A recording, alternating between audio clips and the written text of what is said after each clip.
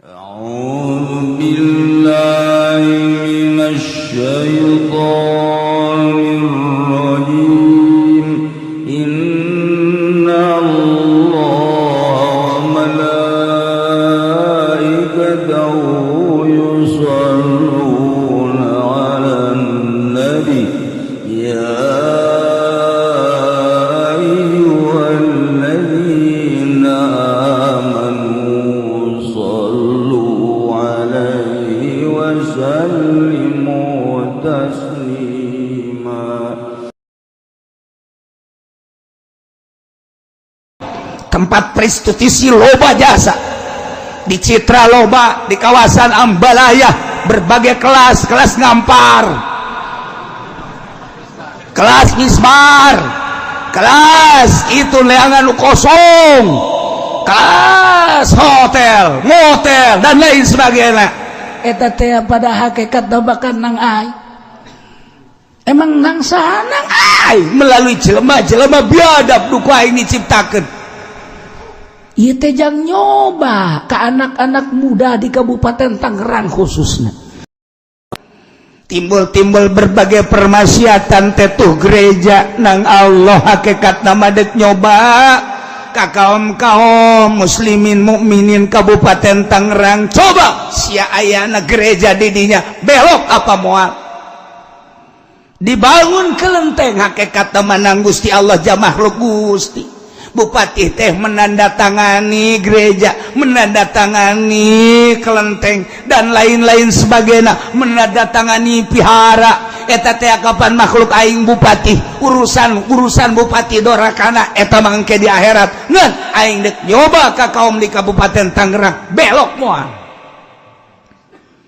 Aing nyoba melalui perekonomian Yahudi, didominasi ku Yahudi, timimiti matahari sabar subur datang ke Indomaret Alfamart. Iyalah kabeh teh ala Yahudi. Kemudian di toko-toko elit BSD misalnya didinya geus tertera seperti di Abu Dhabi, di Dubai, di luar negeri, minuman keras timimiti nu leutik datang ka nu gede. Nang aing cak Gusti Allah melalui hamba-hamba aing anu murka, ngan aing dek nyoba ka kaum Kabupaten Tangerang khususna ngagelok moal. Tempat prostitusi loba jasa, di Citra loba, di kawasan Ambalaya berbagai kelas ngampar, kelas misbar, kelas itu leangan kosong, kelas hotel, motel dan lain sebagainya. Eta teh pada hakikat bakan nang ai. Emang nang saha nang ai Melalui jelema-jelema biadab duku aing diciptakeun. ieu teh jang nyoba ka anak-anak muda di Kabupaten Tangerang khususnya. Jang tokoh-tokoh saha anu dakwahna kenceng, anu ngalarang, saha pemuda anu bisa mempertahankan akidahna, saha jawara anu kembali tina lembah-lembah hitam kemudian ke lembah putih, saha Lamun henteu dicoba kitu bual kanyahoan mana kiai nu gagah jeung mana kiai nu henteu gagah. Lamun teh dicoba model kitu mana pemuda anu kuat akidahna jeung mana nu teu kuat. Lamun teh dicoba ku aing ku hujan moal kanyahoan ku hujan mana nu ngaji mana nu teu ngaji. Cobaan sarua bae. Ternyata begitu dibere hujan 70% ngaringkuk di iman. Cobaan sangkilang nu ngaji ka dieu ge henteu murni nu tadi teh. Lantaran nyana embung kampangi jeung polisi. Sakitu. Teu cenah kiai yang mah murni rek ngaji. Teu mah geus tah urusan nyana jeung Allah. Aing mah keur ngomong bae tah urusanna. Ya kanyawan ieu beungeut anu merengut jeung nu henteu mah.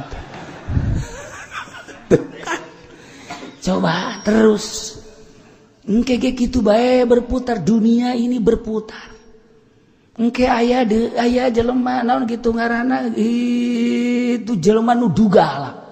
engke ditimpali deui ku Gusti Allah jelema anu Gatot Kaca, datang deui Arjuna, datang deui Samyaji, datang deui kitu Cepot, datang deui engke ka dieu si Gareng, datang deui ka dieu si Semar, datang deui terus Kombayana. Woi datang deui pan cenah kieu nya rokok sekarang itu. Dan disiapain engge nyaho teh. Datang tuh. Atau gitu baik terus baik. Datang zaman Soeharto jel Gus Dur lawana. Datang deui zaman SBY. Oh, datang deui saha? Datang deui terus. Ketika tandingna deuk dirusak berarti ku Gusti Allah. Kuari di luhur teh kosong. Indonesia kuari keur kosong nu berjuang di atas. Bagian agama aya Habib Lutfi hiji sosoranganan nyana datang. Sosoranganan lain lalagaan, sosoranganan nyana. Sebab nyana mah teu termasuk ikut di NU secara praktis, teu pernah ilu ti ieu ge sebab nyana mah di thariqah. Tapi nyana ingin memperjuangkan agama. Nyana mohon perlindungan ketika kemari Multaqo datanglah sababaraha menteri menta di itu rekomendasi presiden, alhamdulillah merekomendasi. Datanglah di Turki, datanglah di Maroko, datanglah di Baghdad, datanglah di Malaysia, datanglah di Amerika, datanglah di Tunis, datang dunia kelas. Nah, ieu teh naon ieu deuk nyaritakeun negara anu keur carut marut. Indonesia khususna umumna dunia Islam cuma cerita. Kabeh nyaritakeun bener. Organisasi ieu nyaritakeun pangbenerna, organisasi ieu nyaritakeun pangbenerna, organisasi ieu nyaritakeun pangbenerna. Di antara organisasi kitablah hiji sarua bae Al-Quran, tapi kenapa tidak pernah menyatu? Eta nu deuk diobrolkeun di Multaqo teh. Banten nu menang undangan hanya kula, ngan teu ka ditu tapi nyaho. Kok bisa nyaho sih ulah loba omong sih. Ulah loba omong pesantren hanya babaraha pesantren. Mesti nama orang NU nu aktif tapi henteu. Hese nyaritakeunana ku ari carut marut. Dek mempersatukan bangsa jeung negara, agama di jerona. Minimal ulah coplok ieu teh sabaraha provinsi. Kahiji. Nomor kedua, ulah terlalu ngerasa bener sorangan. Coba kita duduk bersama. Matak laun coba ieu dijadikan Irak geus porak-poranda, Suriah geus porak-poranda, Yaman porak-poranda. Masih terus Yahudi bakal ngarusak berbagai negara. Indonesia sangat diperhitungkan untuk dirusak. Tetapi Amerika membaca sekian lama dikristenkeun kok tidak berhasil, sekian lama diwahabikeun kok tidak berhasil, melalui organisasi, melalui partai PKS, tetapi sangat kuat. Ada apa sih? Henteu sembarangan. Ternyata ditinggali aya sabaraha sih ulama nu kuat di Indonesia. Urang mah teu pernah mendeteksi sampai dinya. Amerika mah sampai ka dinya. Siapa di Jawa Timur, siapa di Jawa Tengah, dan siapa di Jawa Barat? Emang itu diteliti. Iyalah kuari teh dihijikeun teh hanya sorangan nu main. NU sakitu ayana, FPI emang geus kos kitu motifna, HTI atuh emang geus kos kitu, Hurud kos kitu. Henteu salah kabeh ge, tapi teu pernah bersatu. Ketika tidak pernah bersatu, amun ditumpangan kunyana jadilah perang. Maka kaum thariqah kuari bangkit deui. Yuk urang kumaha carana untuk mempersatukan bangsa jeung negara supaya urang teh memiliki ieu negara urang. Nusantara Indonesia teh milik bangsa Indonesia. Mulai ahli-ahli thariqah dararatang kuari teh ka tokoh ka dieu mah dicaritakeun teh sampai ka gubernur sampai ke presiden. Presiden sedang mengkaji siapa sih ahli thariqahnya, siapa sih? Tuh nu mantap kula sok nyaritakeun kitu teu sambarangan. Bisi engke aya di MPR aya kula di ditu kadeuleu ulah kaget. Tuh siapa sok teu percaya bae ka aing heran mah. Lain lalagan. Masya Allah. Kuari mulai dihisap Indonesia. Oh, ternyata pola pikir Indonesia berlai, sangat luhur, sangat maju, sangat dominan. Sebab telah membahas bukan Indonesia saja, membahas Suriah, membahas Baghdad, membahas Yaman, membahas Turki, membahas negara-negara ASEAN. Terus bagaimana cara menyatukannya? Geus kaambeul ku hari ku Amerika. Maka NU ikut main, Kiai Hasyim Muzadi ditonjolkan kembali. Yeay, nu mantak ge, ulah macaan koran bae, ulah deulean TV bae, lamur mata sia. Mana kan ngaji ku aing di bejalan ku hari. Yeay, sebab nu bergerak ti baheula thariqah. Kemenangan Baghdad di tangan thariqah, kemenangan Indonesia khususnya Banten di thariqah, Ki Hasyim Asy'ari melalui thariqah, Yaman melalui thariqah, Suriah melalui thariqah. Ketika geus acak-acakan thariqah, sebab berjuang tanpa thariqah.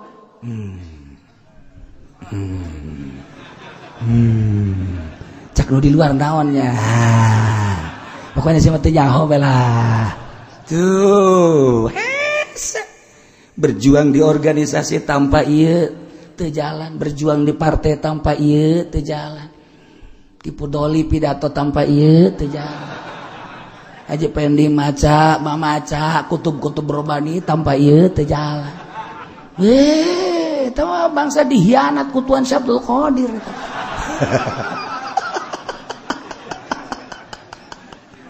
Tuh.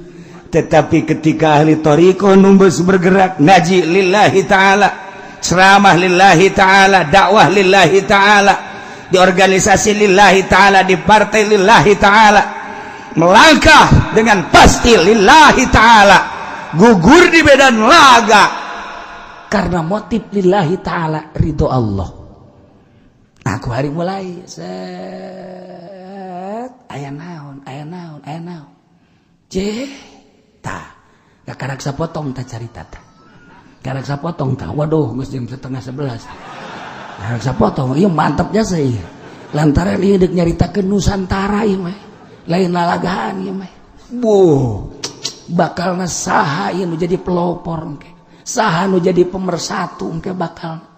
Sebab naon? Sebab ti Gunung Karang geus turun informasina, ti Gunung Kencana geus turun informasina, ti Gunung Gede geus turun informasina, ti gunung nu aya di Jogja, gunung geus tarurun. Tuh di Bima anu henteu pernah bisa kataekan ku jelema tanpa melalui kuncena geus turun. Nyaritakeun naon ieu sarua? Nyaritakeun kebahayaan Indonesia. Lamun geus tarurun nu kus kararitu mulailah da turunakan ka ahli thariqah nu kos kararitu mah. Beda deui nu turun ka Haji Pendi kan juri betul. Kamang-mang nu turunanna teh bangsa kuntil anak nu turunan. Atuh ieu mulai. Ya Allah ya Rabbi.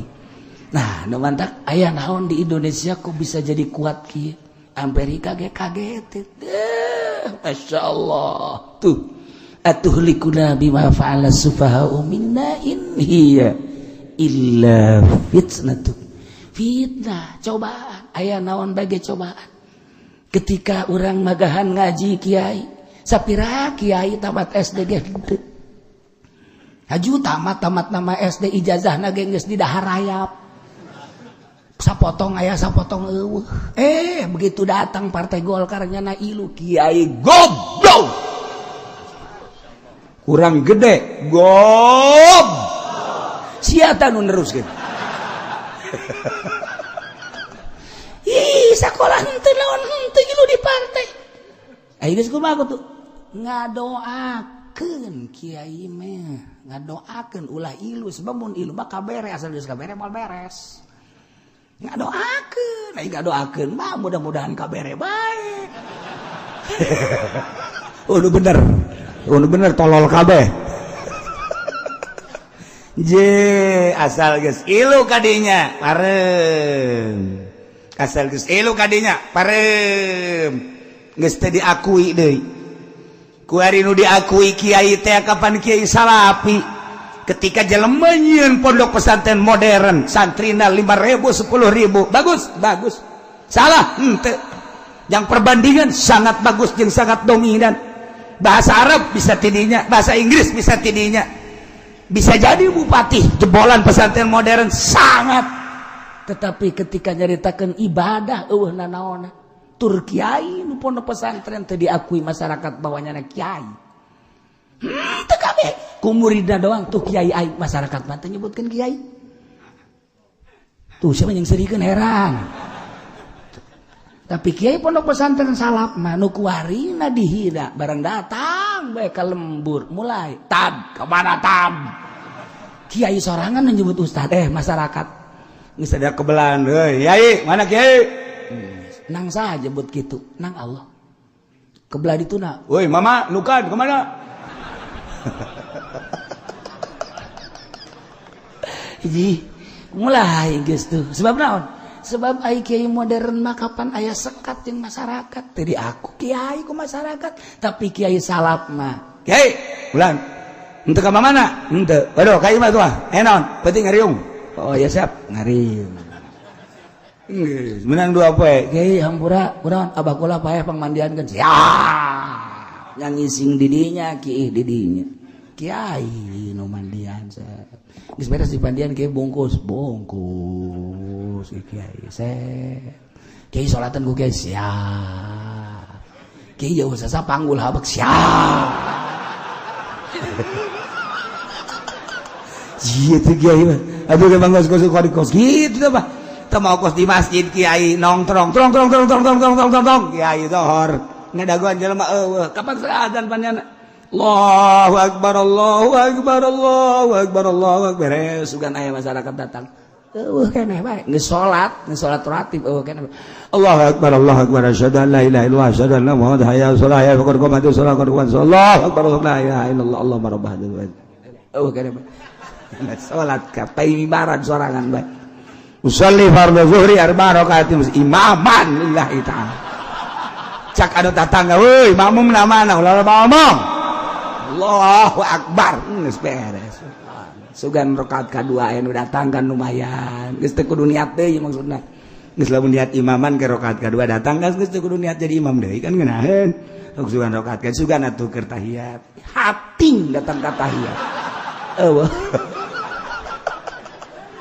Assalamualaikum warahmatullahi alhamdulillah geus beres lah sugan keur wiridan datang datang ka balik sorangan diborong punya mantaknya kebal-kebal macamnya dijual baik itu kok aing masih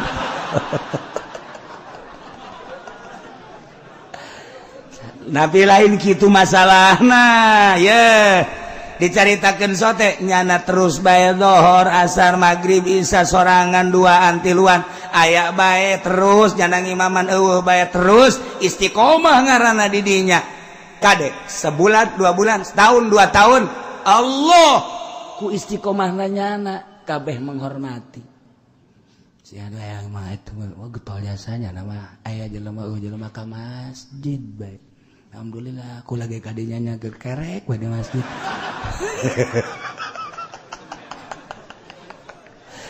kebal-kebal diakui masyarakat coba kiai modern malah ya sebab naon beda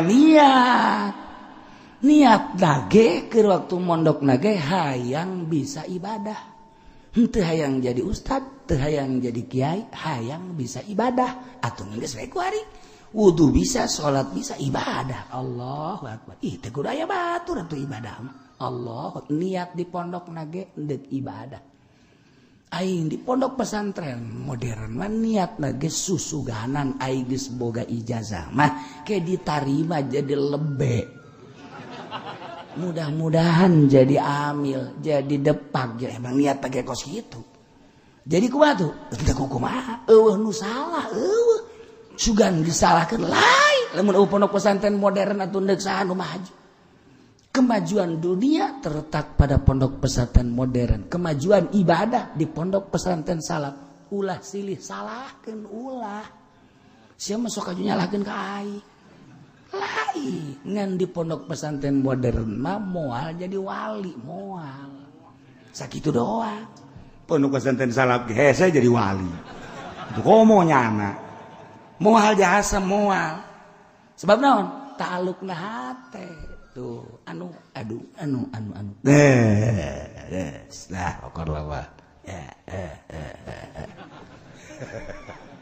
nah iya kecaritakeun fitnah teh antep kenang Allah ngan urang kiai datang ka mana dakwahna ngalarangna eta kan aya persenan ti Gusti Allah oke anu mah terus bae dakwahna amar ma'ruf nahi munkar pemuda nu mana nu kuat aya nilai jelema nu ngagelok nilai lamun urang nyaritakeun di Sukabumi loba jasa kristenisasi ka ditu mawa supermi dan lain sebagainya cobaan ti Gusti Allah di urang kuari ketika karyawan nu lain Kristen diasingkeun bahkan dikaluarkeun cobaan ti Gusti Allah kuat apa henteu ulah jadi kabingungan ieu ta ayatna in hiya illa fitnatun tuh kos gitu. Urang boga pamajikan hiji, kemudian ngandung dua, nu kolot galak atau nu kadua galak. Ulah bingung, fitnah, cobaan. Ulah bingung, ulah tama.